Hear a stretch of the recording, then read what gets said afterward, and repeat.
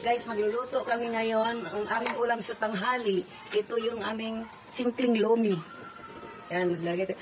Una, i-half cook muna natin yung kikiam. Paprituhin lang sa naprito yung kikiam. Piniritong half cook lang siya. Para mas malasa kasi pag pinirito ng half cook. Sibuyas, and then mga seasoning natin. Magic sarap oyster, and then repolyo. Atay ng manok. Carrots. Konting hipon na binalatan. And then slurry natin, naka-ready na rin. Guys, na-cook na natin ang kikiam at saka squid ball. Ngayon, kainin muna natin. Na natin yung bawang. Bawang. Yan. Bawang. Isagitutin muna natin konti yung bawang. And then, sunod na kaagad natin yung sibuyas. Yan. Pag na golden brown na yung sibuyas at saka bawang, sunod na natin yung hipon din. Dali. Hipon at saka isabay na natin yung atay ng manok. Wow, sarap.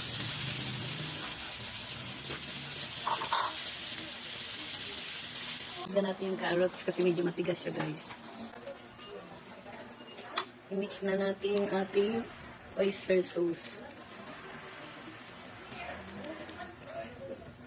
Darlene, pagod na paminta. Then, konting seasoning. Magic sarap. Guys, yung ating lomi, 1 kilo to, 2 tig-gawawan na. Maglagay tayo ng 2 pork cubes.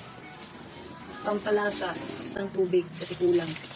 Kasi sipsipin yan, guys, pag kunti lang yung tubig. Sige, takpan muna natin ito. Antayin natin kumulo. After 3 to 5 minutes. After 5 minutes, medyo lumambot-lambot na yung gulay. Timpla natin, dagdagan natin ng konting asin. Lagay na natin yung lomi.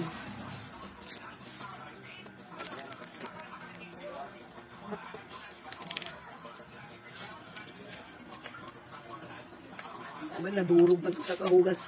Guys, medyo durog yung lomi. Okay lang, pang ano lang naman to, pang ulam. Kikiam. Kasi ano naman, kunting luto na lang naman yan. Wow, overload talaga, guys. Lagay na natin ang slurry. Pag lahat, baka sobrang lapot, guys. Kaya ata kasi marami ang ating katubigan. Iubos na lang to. Ating egg.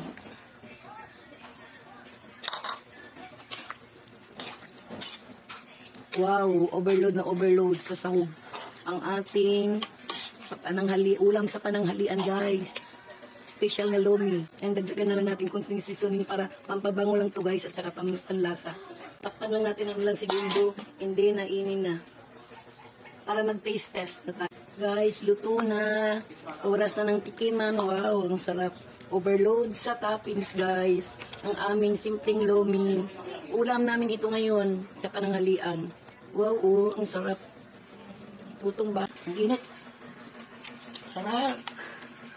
Simpleng lomi lang pero masarap. Tingnan.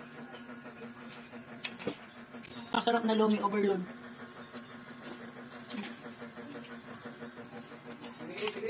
So guys, maluto tayong kayo ng lomi. Bye-bye!